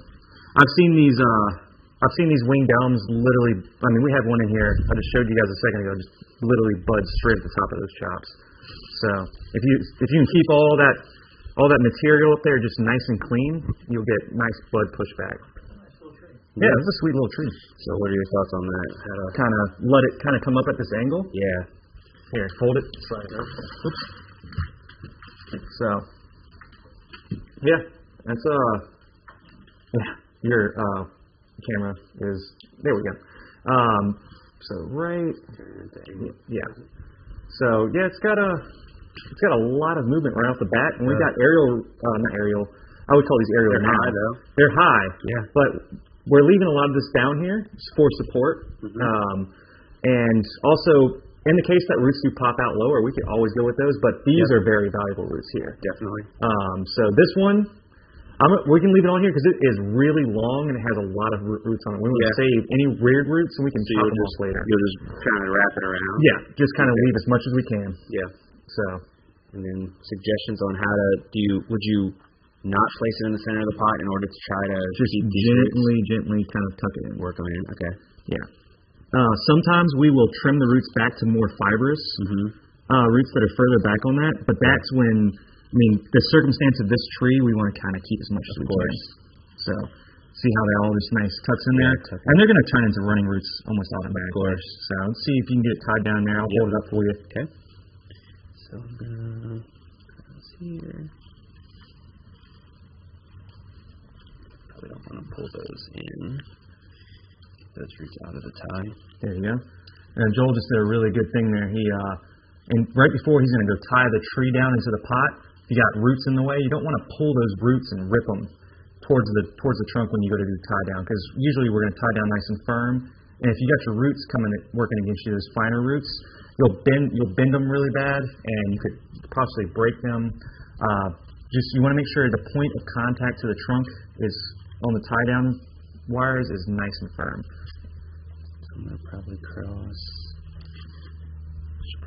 this side since I went across that side on that one. And that's another good point. We didn't really talk about that too much on the other one, but just for the 2 points of contact, we're going to make sure that we hit the front and the back side of this trunk. And see, Joel's got it to a point now where it's in there nice and tight, and we can just firm it up. So, let's see. Thank you.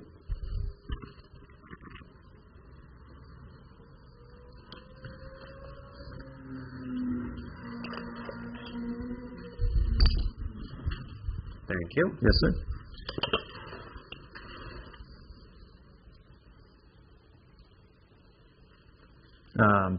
And one thing that I do is lift and then twist. I don't know. Oh yeah, and then you probably want to apply pressure to the tree itself into the soil. Not so much because there's not a lot there. Okay. Yeah. So more of just lift and twist. Gotcha. And doing the repotting training workshop at the same time. There you go. And Joel used a nice smaller gauge wire on there, works just perfectly fine. This tree probably went from weighing 10 pounds down all the way down to barely an ounce because all the soil we took off. So securing the tree in there doesn't have to be a struggle, man. Once it's in there and it's nice and secure, don't try to move it around too much. Don't pick it up. Definitely don't grab this thing and pick it up, You always want to pick it up by the pot at this point. So yeah, go ahead and shovel your dirt. I was going to say, you want to put dirt in before soil in there. You want to put soil in before you pick it? Right? Yeah. Okay. Because there's not a lot of roots there. Yeah. And it's also kind of the process too. Once you get it back to the house and you've been out there in the field digging and going to town, repotting your tree is the potting its first pot up is going to be very, very vital. We get the tree into a situation where it is ready to start recovering as soon as possible. So I'm not saying every second counts, but it makes good measure if you're a little hasty about it, because if you get lazy and you get tired with it and then you forget to do certain things in this whole process, it could really, really leave some open spots for error. Do we have any questions in the chat so far about what's happened, what Joel's doing?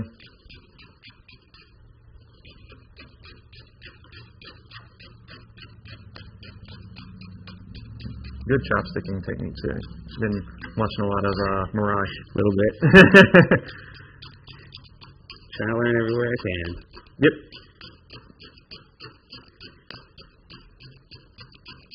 So you said not too aggressive on this. Yeah, make it nice and easy. Those roots are literally tiny. That we need to hold on to. We don't have a whole lot to deal with too. Yeah, there's a little bit of root mass in there. Sure. If we were doing a bigger tree, like Joel is thinking about packing those in there, we would convert over to, I like to use, the metal the metal chopstick is a little bit more of a heavy duty tool. I would use it for these purposes. It's never going to wear down. But if we're doing fine roots, we're going to use bamboo. Yeah. So I mean, this is kind of like the working man's kind of process here. So, oh yeah, this is a sweet little one. It's cool. It's got some really great movement. This is stuff that you could do in the ground. You could take a cutting and grow something like this, but I mean, you found it like this. Nature grew it for you. Nature grew it out, and it has a story now. Yep. So it came out. I mean, it came out of the woods, and then it could be part of like this other tree over here. Yep.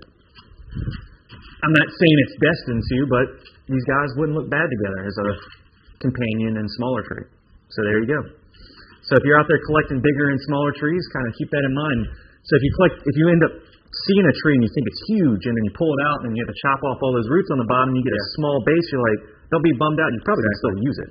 Sure. So we got enough time to do this last tree. Cool. And then we'll wrap it for the night. So we're gonna work together on this one and just kind of knock it out. Yep. Yeah, this one. Oh, I like this bark. Oh wait, that's cool. We got some kind of, looks like we got some kind of crossbred thing going on here. That's probably Hackberry. I don't know if it shows on the the wordiness on this trunk. I think Benson pulled a Hackberry on accident. Yeah. Oh man, was I just saying how we needed one? You just said this is a Hackberry. Right? Okay. I thought it was crossbred for a second, but then I had to think about it. I was like, that quirkiness only shows up on Hackberries like that. So. Because of this. Yeah, because of the way that comes down really far. Yeah, this is probably not going to be a great candidate for recovery. Yeah. We'll find out until you get into it. Exactly. Yeah.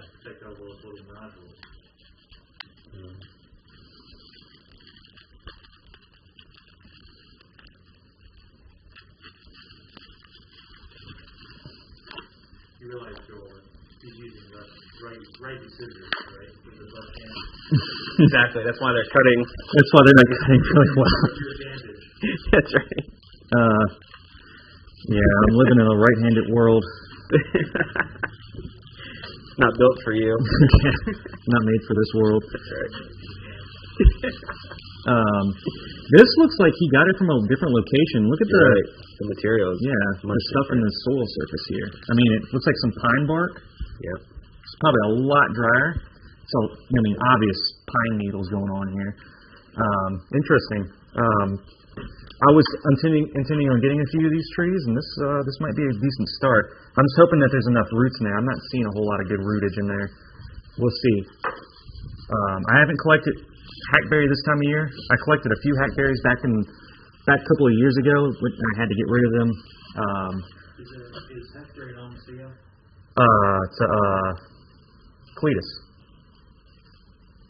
That's had to look at Celtis. The family is Cletus? Yeah.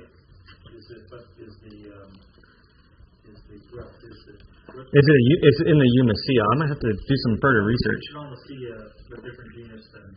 Yeah. And it's. Almacia is the family. The genus is Cletus. Yeah. Can I Google that really quick to make sure? Because I don't want to be really wrong about it. I haven't done a lot of experimentation with these trees. I had one about this size a little while back, but I had given up on it in the past. So, yeah. So it looks like this is another one of those situations where not a lot to work with in there because that's not connected either.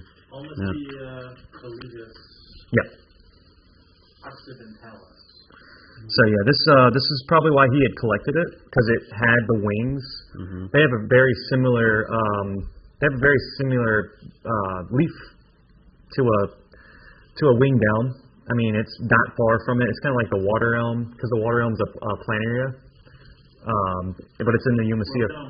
Yeah, but it's different as far as its actual family. But it's still an elm. And so this is in the elm species. You might have also heard of this as the elm family. Sorry. It produces little black berries. Yeah. So they also call this the sugar berry. I believe that's the other common name for this tree. I've noticed a couple people down in like mid-Florida, like in the actual peninsula that work with this. It's common. It's kind of a... Sugarberry, beaverwood, northern hackberry, American hackberry. This family is Cannabacea, not Ulmacea. Cannabacea? Cannabacea. It's all over the place. But yeah, this is a hackberry, common hackberry or sugarberry to me. That's what I've known them as. And we got these radial roots sticking right at the top here. Yeah, I think that looks like that's where we're going. That's pretty good. Yeah, that's the best you got. Yep. So I don't know what's going to happen as far as these warts. I know it takes a little while for these warts to form, and in older trees. I can feel them. They're down here too. Yeah, and I'm willing to bet that Benson collected this tree and was like, "Oh man, this is interesting. Evan's going to like this," and then didn't realize that it was actually something else. Yeah. Because I told him to get winged elms because I figured, haven't seen what they do this time of year yet, and also could always use more of them. I love them. Well, this is a good study in taproots and what you do with it. Yeah. This one has a severe taproot coming down. I could tell from the packaging when it came in. Sure. Yeah. How long it was. That's why I chose this one. I made sure to choose one that looked like it had a lot of radial roots around it, and we ended up pulling out and it didn't have a lot of radial roots. Yep. And then we pulled the one with that weird crook in it, and that one had the best roots on it. Yep. And this one is the other example. So there was a couple of them out there, and sometimes this has to happen. Sometimes you have to go out and chop a taproot real low in the favor of what you might see as an abari up top. But you never know. You never know what's going to happen. So what we're going to have to do, there's a lot of nice fibrous roots here, but we're going to have to chop somewhere right up in there. Yeah. So driftwood one more time, sawzall one more time, and then we'll strap this one down. It looks like it needs a smaller pot than I intended on that one as well. Yeah.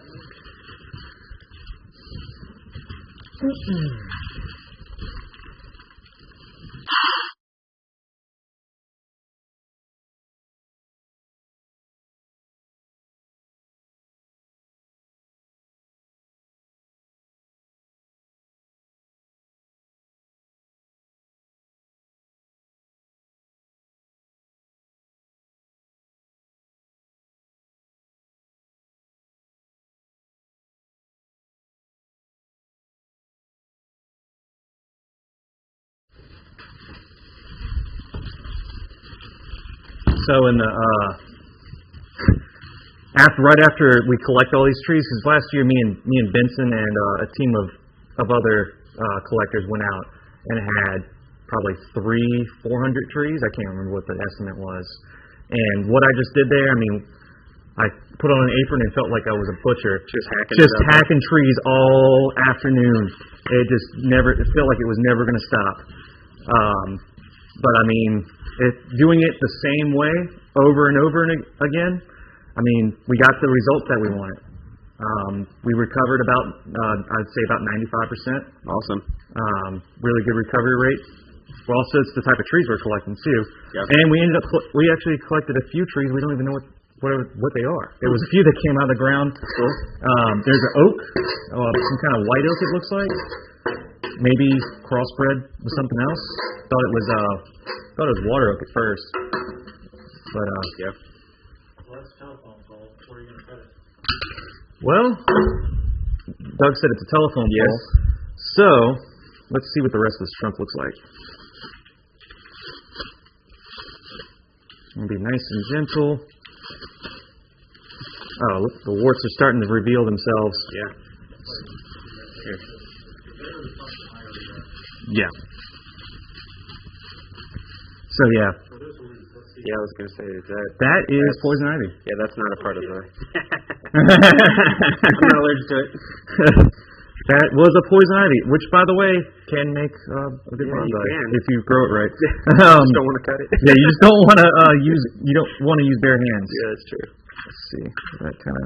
It's got something. Well, that's just part of the whole thing. Make sure you bring bug repellent, some kind of anti-inflammatory, and snake, maybe. Yeah. Occasional snake bite. This feels a little tight. I'm gonna go. I'm gonna go size up. Okay.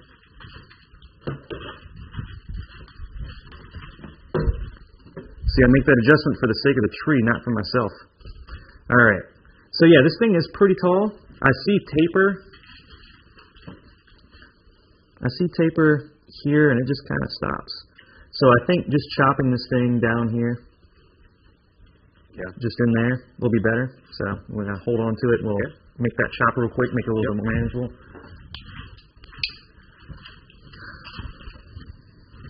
Are you going to make it? In between your hands. Oh, okay. You want to do it like there, or? I'll hold. Okay. Unless you're going to put the bad side on the metal. I see. You know what I'm saying? Yeah, the side that's about to come off. Is on the metal. If like that. Yeah, that'll work. So come out a little bit. Sure.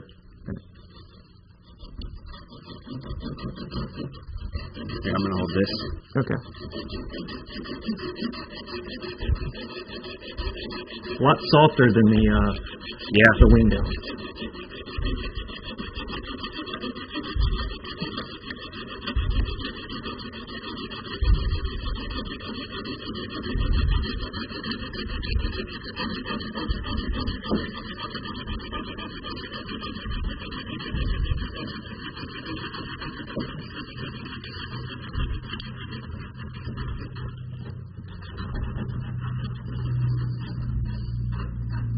Getting stuck. Come on. There you go. All right. Yeah. Seems short and stubby now, but we got a lot of character here. And then we'll get some leaders pop out, and whoop, we'll come right up in this area, and we can make almost a broom, almost an informal, or we can do something where you saw in New Hope where it had that really strong kind of trunk here, double trunk kind of look to it. So we can kind of get some wire in there. Yep. Use a heavier gauge. Sure. Those roots might actually be something to anchor onto, huh? Or yeah, those are going to be really good anchor roots. Let's see.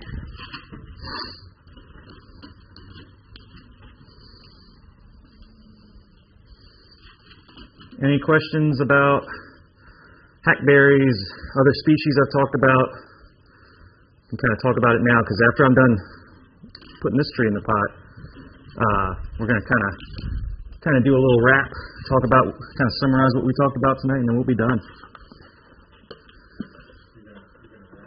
I'm going to wrap.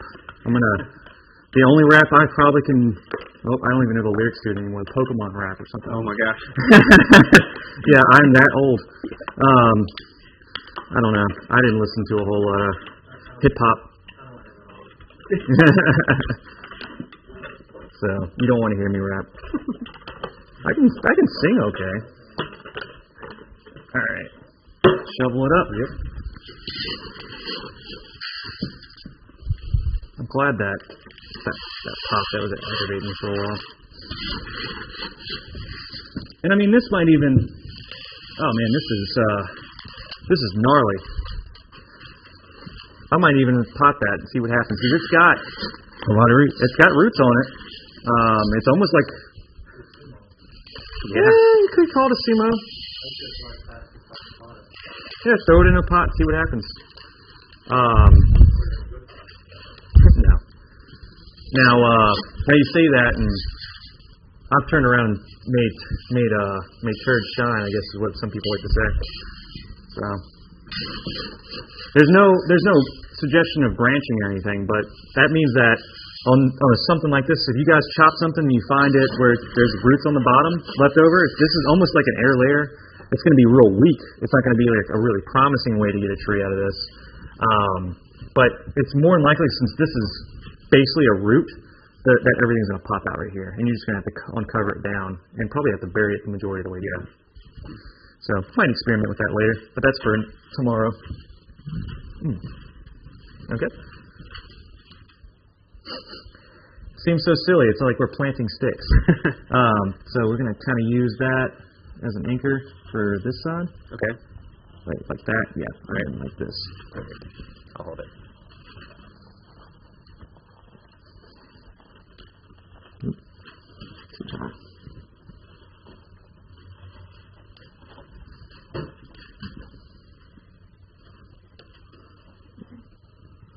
No? Other way. Oh, okay. Yeah. Cool. So that when they do grow out, I Yeah. want them to go goofy on me. Yep. Yeah, that's something with potting trees up. Make sure that you're not pinching roots in a weird direction, because when they solidify and they start hardening off and getting bigger, they might actually grow in a weird direction and do something weird.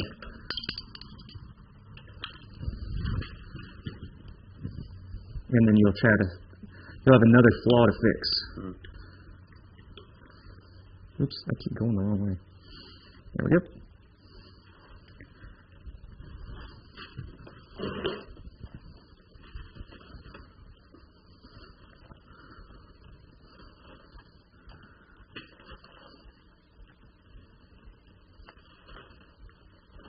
Yep, should be good. Ready for it? Yes, sir.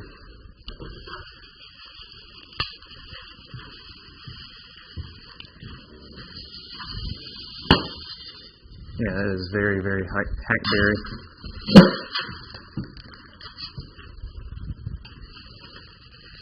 And one thing that's noted with this, that's the trunk there. One thing that's noted with it is that kind of, like I like to call the orange speckling.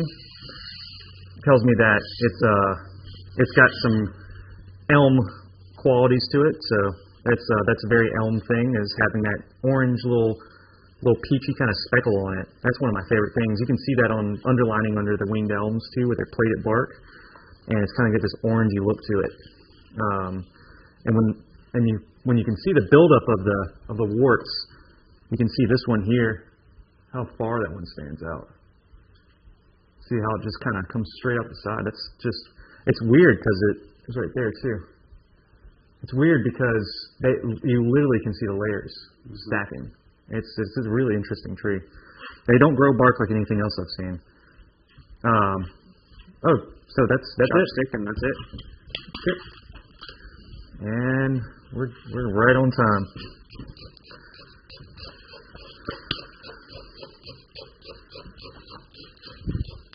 Need a water or something? I'm good.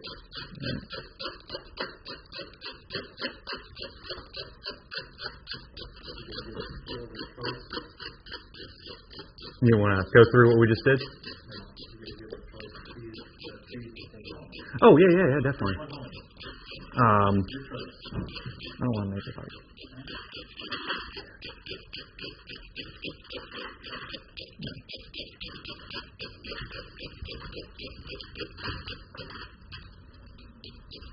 Alright, I think that's cool. That's about it. There's this one root that's kind of sticking out. Yeah. See if we can get it to encourage it to go down. Yeah. If not, it's lost some. Looks like it got stripped. Yeah, if it got stripped, then it might be. So I don't think it's going to do you. I don't want to cut it too far, but it might. Oops. It's juicy. It's got stuff going on. Yeah. So you get it below the soil line. Sure. Just so we can save those fine roots, like I said before, like sunbaking is one of the loss of those roots. So let's blast it back out and look at what we got so far. So, see, that took me and Joel together, probably that was about an hour. Oh yeah. Potted up these. Now, don't account for the time that Benson took to go out this morning. He said he collected these. He collected 7 in 1 hour. And Benson's a machine. He's very, very methodical. He does things by the book sometimes. He just kind of goes out there and he just does it. He's on track. So. Almost 8 an hour on this size. Yeah. Benson will normally do about 8 trees an hour on this size here. He'll go out there, crack a dawn, come back with a couple, probably about 50, 60 trees on by himself, which is really impressive. When we get the crew out there, so that's just going to be something we're going to start wrapping up here talking about is Joel's going to be joining us for what I'm calling a Yamadori excursion. So he's one of the 5. I believe we've got 3 slots filled. So there's still time, and like I said before, we're going to make sure it lands on a day and time of year that it's nearly perfect. Yeah. So that we make sure that the guys go out there and they can get what they really want, and nothing says like experience when you just do it. Yeah, and you go out there and you get to see what it's like. Yeah. You see what it takes to really get those big trees out. Sure. The pain, the sweat. I've cut myself in a lot more interesting ways collecting trees So yeah, you'll get blisters. We usually use a four-wheeler, hook up a trailer to it so we can get in and out. We bring our generator out, bring all of our tools, all that we need for the day. So it's going to be a lot of fun. And this is something that you can rally up and go collecting with another group of bonsai enthusiasts. It's a really enlightening experience because everyone gets to take something home that's different, something you wouldn't normally see in a nursery environment. And these trees here, we got winged elm, hackberry, winged elm, and winged elm. You don't find this at nurseries. No. You don't walk into your local garden center and say, give me all your winged elms. You don't see that very often. You might see them, there's a few people that distribute these species, but it's very far in between. They're not used to decorate landscapes or anything.